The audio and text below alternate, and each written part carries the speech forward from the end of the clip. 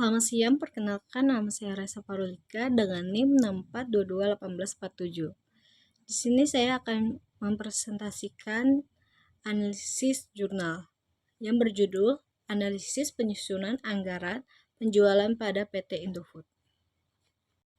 Pada bagian identitas jurnal, jurnal ini memiliki nama jurnal yaitu Akuntansi dan Keuangan dengan volume 05 nomor 02 halaman 139 sampai 148.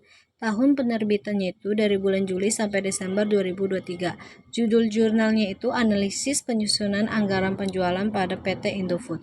Nama penulisannya itu Siti Nur Aisyah, Bella Suberliana, Rachmat Agustusanto. Pada bagian abstrak jurnal, jumlah paragrafnya itu satu paragraf, halamannya itu setengah halaman, ukuran spasi 1,5, uraian abstrak. Abstrak disajikan dalam format bahasa Inggris. Di dalam abstrak sendiri penulisan menjelaskan isi jurnal yaitu tujuan penelitian, jenis penelitian, metode penelitian PT Indofood Tbk. Keyboard jurnal, analisis penyusunan anggaran penjualan. Pada bagian pendahuluan, perusahaan merencanakan berbagi sumber daya yang dimilikinya dengan menggunakan sistem anggaran.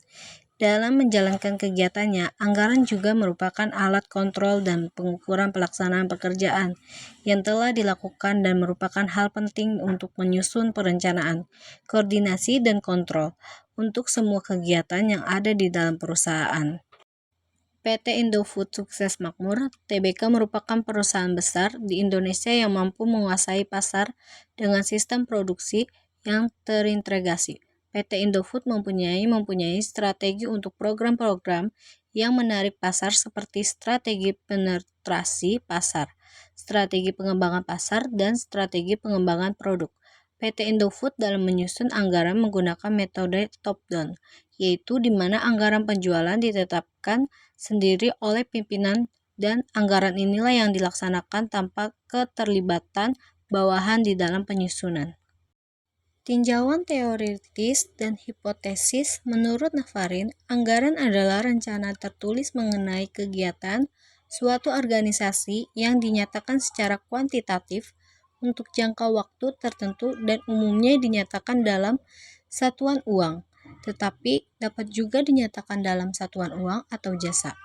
Anggaran juga merupakan alat manajemen dalam mencapai tujuan.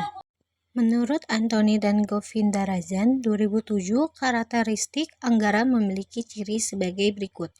Yang pertama, potensi keuntungan unit usaha diperkirakan dalam anggaran. Yang kedua, dinyatakan dalam uang, meskipun jumlah uang juga dapat didukung oleh jumlah non-moneter, misalnya unit terjual atau diproduksi. Yang ketiga, biasanya mencakup selama 1 tahun di perusahaan yang sangat dipengaruhi oleh faktor musiman. Bisa ada 2 anggaran dalam setahun. Misalnya, perusahaan fashion biasanya memiliki anggaran musim gugur dan anggaran musim semi. Jenis-jenis anggaran. Jenis-jenis anggaran menurut Anthony dan Govindarajan 2007 yaitu anggaran pendapatan, anggaran biaya produksi dan biaya penjualan, anggaran biaya pemasaran, anggaran biaya logistik. Manfaat penyusunan anggaran.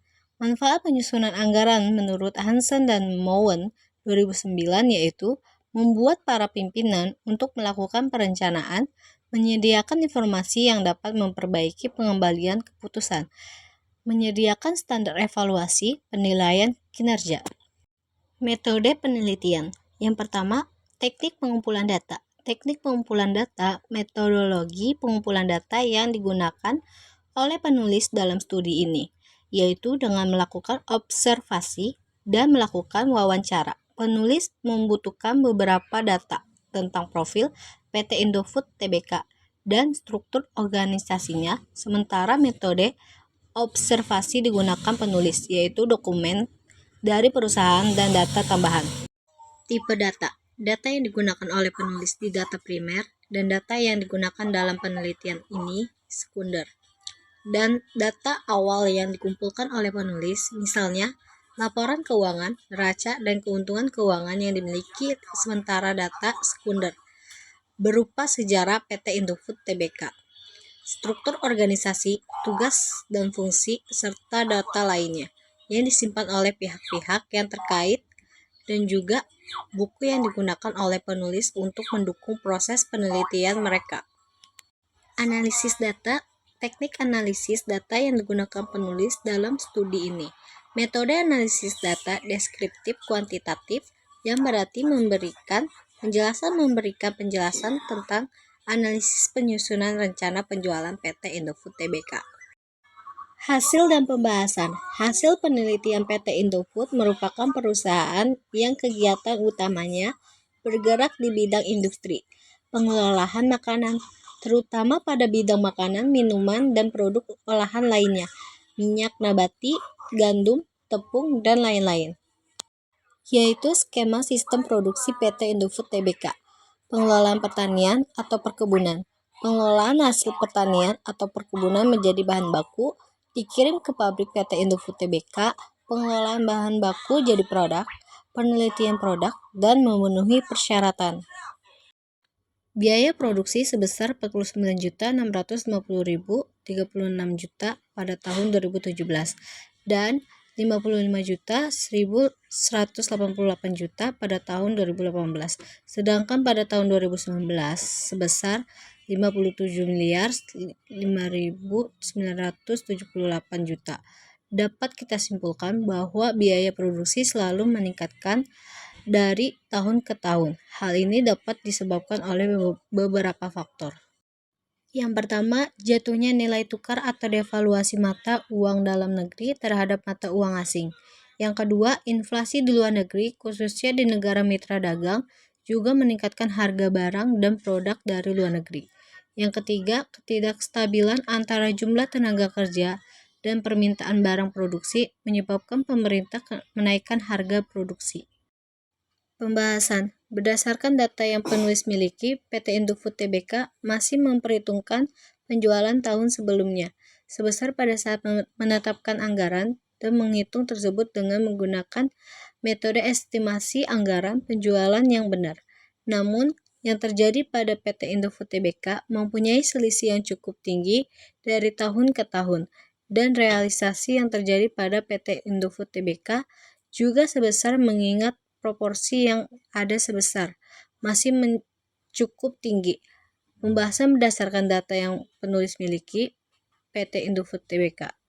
Pada PT Indofood Tbk mempunyai selisih yang cukup tinggi dari tahun ke tahun, dan realisasi yang terjadi pada PT Indofood Tbk juga sebesar mengingat proporsi yang sebesar masih cukup tinggi. Cara membuat anggaran penjualan berdasarkan analisa yang telah penulis lakukan sebelumnya, dapat disimpulkan bahwa terdapat perbedaan kecil antara anggaran dengan realisasi penjualan selama 3 tahun terakhir, yaitu tahun 2017, hadir pada tahun 2018, dan pada tahun 2019 jika perusahaan menggunakan metode minuman kuadrat untuk membuat anggaran, selisihnya akan mencapai pada tahun 2017 dengan menggunakan metode momen. Selisih yang diperoleh dengan jauh lebih besar jadi tahun 2017 adalah 868.